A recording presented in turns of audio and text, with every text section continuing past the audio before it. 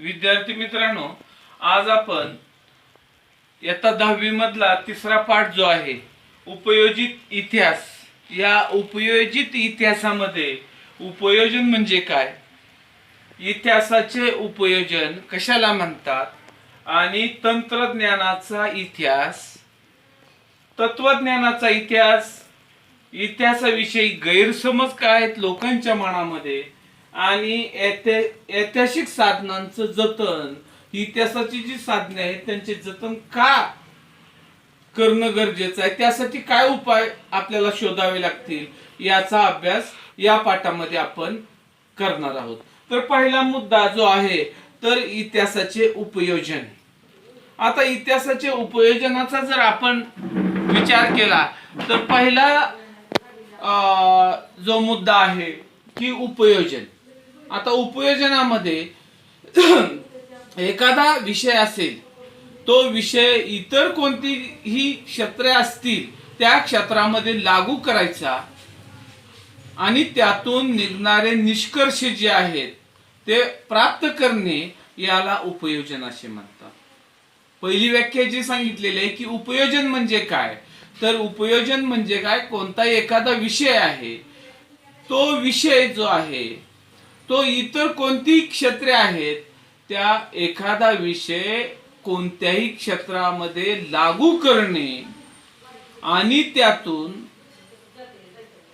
जे निघणारे निष्कर्ष आहेत ते निष्कर्ष प्राप्त करणे म्हणजे उपयोजन होय. त्यानंतर या ठिकाणी इतिहासाचे उपयोजन कशाला म्हणतात, इतिहासाची जी उद्दिष्टे आहेत ती इतिहासाची उद्दिष्टे इतर विषयाला लागू करून नवीन निष्कर्ष काढणे, यालाच इतिहासाचे उपयोजन असे म्हणतात. बघा, इतिहासाची जी काही उद्दिष्टे असतात ती उद्दिष्टे इतर विषय जे आहेत त्या इतर विषयांना लागू करून नवीन निष्कर्ष जे आहेत ते काढणे, यालाच इतिहासाचे उपयोजन असे म्हणतात. आता इतिहासाद्वारे भूतकाळामध्ये ज्या काही घटना घडत असतात आणि ह्या भूतकाळातील घडलेल्या ज्या घटना आहेत त्या घटनाविषयी जे ज्ञान, जी माहिती प्राप्त होते, त्याचा उपयोग म्हणजे इतिहासात भूतकाळामध्ये ज्या घडलेल्या घटना आहेत त्या घटनाविषयीचं मिळालेलं जे ज्ञान आहे त्या मिळालेल्या ज्ञानाचा उपयोग जो आहे तो वर्तमान आणि भविष्य काळामध्ये सर्व समाजाला कसा होईल याचा विचार करणे किंवा याचा विचार उपयोजित इतिहासामध्ये केला जातो. कोणता विचार केला जातो? इतिहासामध्ये ज्या भूतकाळामध्ये घटना घडलेल्या आहेत त्या ज्या घटना आहेत त्या घटना संबंधीचं जे ज्ञान मिळवलेलं असतं किंवा प्राप्त केलेलं असतं, त्या प्राप्त ज्ञानाचा उपयोग जो आहे तो वर्तमान काळ आणि भविष्य काळामध्ये सर्व समाजाला, समाज घटकाला कसा होईल याचा विचार कशामध्ये केला जातो? इतिहासाचे उपयोजनामध्ये केला जातो. आणि त्यानंतर असाही प्रश्न आपल्याला येतो की तंत्रज्ञानाचा इतिहास अभ्यासावा लागतो, कारण काय? तंत्रज्ञानाचा इतिहास का अभ्यासावा लागतो? तर आपल्याला माहित आहे की लाखो वर्षाच्या ह्या वाटचालीमध्ये मानवाच्या प्रगतीच्या प्रत्येक टप्प्यामध्ये नवी कौशल्य मानव अवगत करत गेला. हा जो लाखो वर्षाची वाटचाल आहे माणसाची, त्या माणसाच्या प्रगतीच्या प्रगती करत गेला, त्या प्रत्येक टप्प्यामध्ये नवीन कौशल्य हा मानव काय करत गेलेला आहे, आपण अवगत करत गेलेलो आहोत.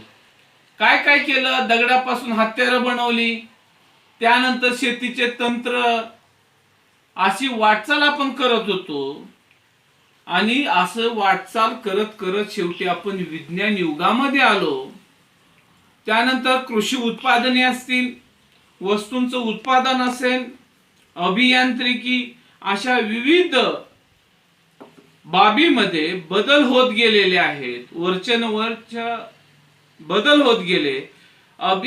यांत्रिकरणामुळे आपलं काय झालेलं आहे, ही जे यांत्रिकरण आलं त्यामुळं उत्पादन जे आहे ते भरमसाठ वाढलं. ही जी प्रगती झाली, ही प्रगती समजून घेणं गरजेचं असतं. आणि त्यामुळं आपण कृषी क्षेत्रामध्ये किंवा इतर वेगवेगळ्या अभियांत्रिकी क्षेत्रामध्ये, विविध जी क्षेत्रे आहेत, आर्थिक, राजकीय, सामाजिक, सांस्कृतिक, अशा वेगवेगळ्या क्षेत्रामध्ये काय प्रगती करत गेलो, ही प्रगती समजून घेण्यासाठी तंत्रज्ञानाचा इतिहास आपल्याला अभ्यासावा लागतो. त्यानंतर विद्यार्थी मित्रांनो, तत्वज्ञानाचा इतिहास. तत्वज्ञानाचा इतिहास जो आहे, त्या तत्वज्ञानाच्या इतिहासाचा अभ्यास करण्याची गरज का असते? प्रश्न काय? तत्वज्ञानाचा इतिहास अभ्यासण्याची का गरज असते आपल्याला? कारण आपण पाहतो की काल प्रवाहामध्ये विविध विचारसरणीचा उगम होत असतो. अनेक विचारसरणी आलेल्या आहेत आणि ह्या ज्या नवनवीन वेगवेगळ्या वेगवेगळ्या विचारसरणी निर्माण झालेल्या आहेत. या विचारसरणीचा समाजावर विविध काळामध्ये त्या पद्धतीने कमी अधिक परिणाम किंवा प्रभाव पडलेला आपल्याला दिसतो. आता या ठिकाणी विचारसरणी जी आहेत विविध, की ज्या विचारसरणीचा प्रभाव समाजावर पडलेला आहे कमी अधिक प्रमाणात, पण ह्या विचारसरणीचा उगम कसा झाला असेल, त्यामागील वैचारिक परंपरा कोणत्या होत्या, यांचा शोध घेणं सुद्धा गरजेचं आहे. यामध्ये काय गरजेचं आहे? ह्या ज्या विविध विचारसरणी आलेल्या आहेत की ज्यांचा समाजावर कमी अधिक प्रभाव पडलेला आहे, या विचारसरणीचा उगम कसा झाला आणि त्या वैचारिक परंपरा ज्या आहेत त्या मागच्या त्या वैचारिक परंपरा कोणत्या होत्या याचा शोध घेणे गरजेचं आहे. या विचारसरणीच्या वाटचालींना, या विचारसरणी ज्या आहेत त्या विचारसरणीच्या वाटचालीचा, त्यांच्या विकास आणि विकासामध्ये विस्तार किंवा अधोगती झाली असे समजा, तर अशा वेळेला विकास, विस्तार किंवा अधोगती, या अधोगतीचा इतिहास समजून घेणं गरजेचं आहे.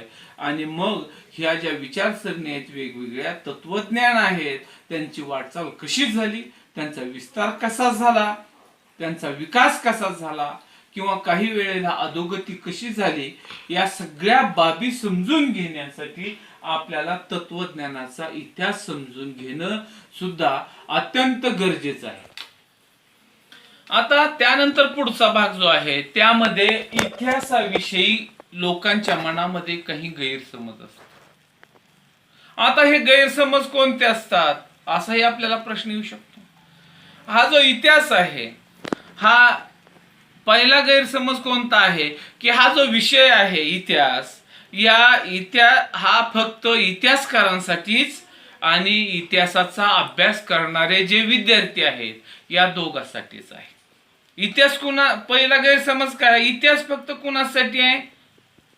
इतिहासकारासाठी, जे इतिहासाचा काय करतात, इतिहास हा त्या इतिहासकारांसाठी, आणि दुसरं विद्यार्थ्यासाठी, जे विद्यार्थी काय करतात, इतिहासाचा अभ्यास करणारेच फक्त आहेत, यांच्यासाठीच इतिहास आहे. ही पहिला गैरसमज आहे. त्यानंतर दुसरा गैरसमज कोणता आहे की वर्तमान काळामध्ये दैनंदिन जीवनामध्ये, प्रत्येकाच्या दैनंदिन जीवनामध्ये या इतिहासाचा काहीच उपयोग नाही. पहिला गैरसमज कोणता आहे की हा इतिहास जो आहे तो इतिहास फक्त इतिहासकारांसाठी आणि इतिहासाचा अभ्यास करणारे जे विद्यार्थी आहेत त्या विद्यार्थ्यांसाठीच सीमित आहे. आणि दुसरा गैरसमज काय की वर्तमान काळाचा जर विचार केला आपण तर या वर्तमान काळामध्ये आपलं जे दैनंदिन जीवन आहे त्या दैनंदिन जीवनामध्ये इतिहासाचा काही सुद्धा उपयोग नसतो, हा दुसरा गैरसमज आहे. त्यानंतर तिसरा गैरसमज कोणता आहे की इतिहास म्हणजे काय आहे, तर इतिहास म्हणजे राजांची युद्ध आहे. इतिहास म्हणजे काय, फक्त राजकारण आहे, हा सुद्धा गैरसमज आहे. इतिहास म्हणजे फक्त राजांची युद्ध आणि राजकारण ह्याच्या शिवाय इतिहासामध्ये दुसरं काहीच नाही, हा तिसरा गैरसमज आहे. तर त्यानंतर शेवटचा गैरसमज कोणता आहे, इतिहासासारखा विषय जो आहे तो आर्थिक दृष्ट्या उत्पादक क्षेत्राशी जोडला जाऊ शकत नाही. आर्थिक दृष्ट्या उत्पादक क्षेत्र जे आहे, उत्पादन जे मिळवायचे आर्थिक बाबतीत, त्या इतिहासाचा काडीमोड उपयोग आपल्याला होत नाही, हा चौथा गैरसमज आहे. तर विद्यार्थी मित्रांनो, हे गैरसमज अत्यंत चुकीचे आहेत. तर या ठिकाणी इतिहास हा विषय अत्यंत माणसाच्या जीवनामध्ये प्रत्येकाच्या अत्यंत महत्वाचा आहे. कारण कशामुळे महत्वाचा आहे, कारण इतिहासाच्या मुळापर्यंत आपण जोपर्यंत जात नाही तोपर्यंत इतिहास आपल्याला नीट समजू शकत नाही.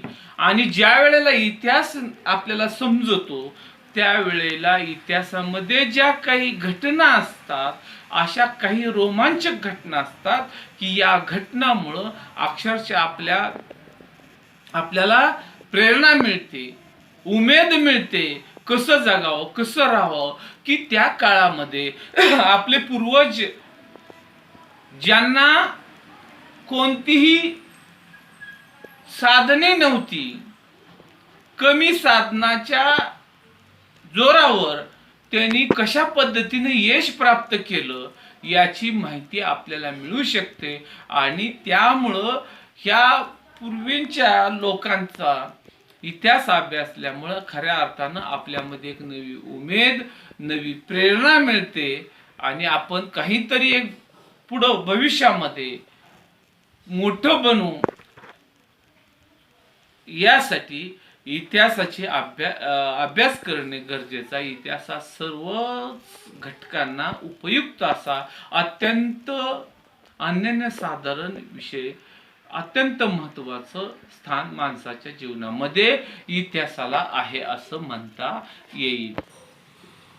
विद्यार्थी मित्रांनो, शेवटचा जो मुद्दा आहे ऐतिहासिक साधनांचे जतन. म्हणजे इतिहासाची जी साधने आहेत त्यांचं जतन करणं गरजेचं आहे. आणि ते जतन म्हणजे इतिहासाच्या साधनाचे जतन करण्यासाठी तुम्ही कोणते 8-10 उपाय सुचवाल असा प्रश्न आपल्याला येतो.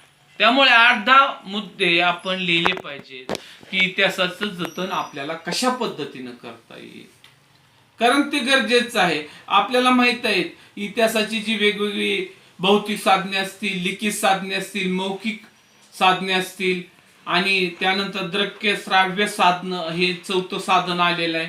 पण ही जी साधने आहेत वेगवेगळी, ती साधनांचं जतन करणं अत्यंत महत्वाचं आहे. ती आपल्या देशाची संस्कृतीची धरोहर आहेत. आणि त्यासाठी आपण काय काय केलं पाहिजे, तर त्यासाठी आपण काय केलं पाहिजे, आपली जी किल्ले आहेत, स्मारके आहेत, राजवाडे आहेत, अशा वेगवेगळ्या ज्या वास्तू आहेत त्या वास्तूचं नियमित डागडुगी केली पाहिजे. त्या वास्तू व्यवस्थित केल्या पाहिजेत, त्यांची पडझड जी आहे ती थांबवली पाहिजे.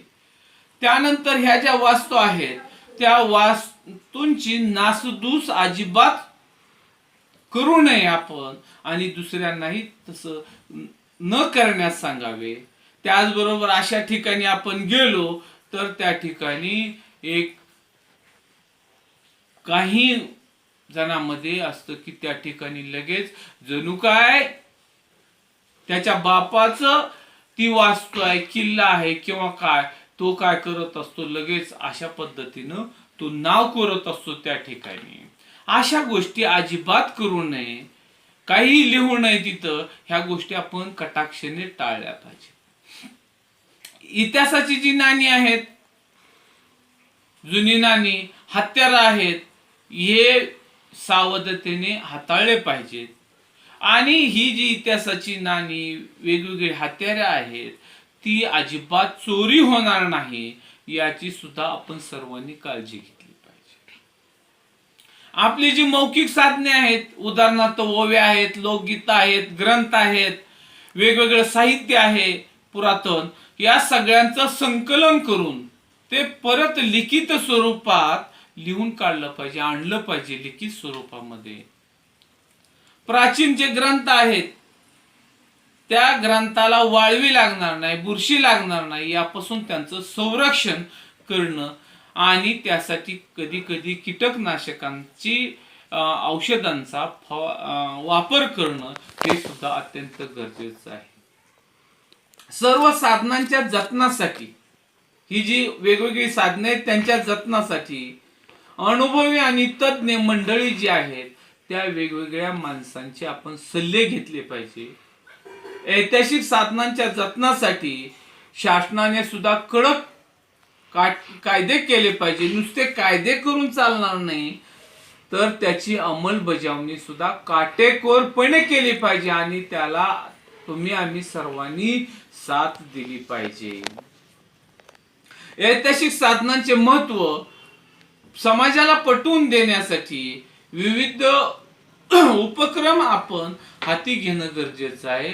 जेणकेन प्रकारे समाजाचं काय होईल, प्रबोधन होईल आणि त्यानंतर ही जी साधने आहेत या प्राचीन इतिहासाविषयी जनतेच्या मनामध्ये आपुलकी निर्माण केली पाहिजे. प्राचीन इतिहास आपला भारताचा किंवा आपला कसा होता याविषयी लोकांच्या मनामध्ये, समाजाच्या मनामध्ये गोडी निर्माण करण्याचं आणि किंवा आपुलकी निर्माण करणं हे सुद्धा अत्यंत महत्वाचे आहे. ऐतिहासिक साधनांच्या जतनामध्ये सामान्य जनता जी आहे त्या सामान्य जनतेला काय केलं पाहिजे, मोठ्या प्रमाणात आपण त्या ह्याच्यामध्ये या कार्यामध्ये सामावून घेतलं पाहिजे आणि त्यामुळं असे वेगवेगळे म्हणजे लोकांचा उत्स्फूर्त पाठिंबा मिळवला पाहिजे आणि हे एक सामाजिक कार्य आहे असं धरून या गोष्टी केल्या तर नक्कीच इतिहासाच्या साधनांचे जतन होईल. अशा पद्धतीनं आज आपण या पाठाचं अवलोकन केलेलं आहे. इतिहासाचे उपयोजित इतिहास आणि त्यामधले हे मुद्दे अभ्यासलेले आहेत. धन्यवाद.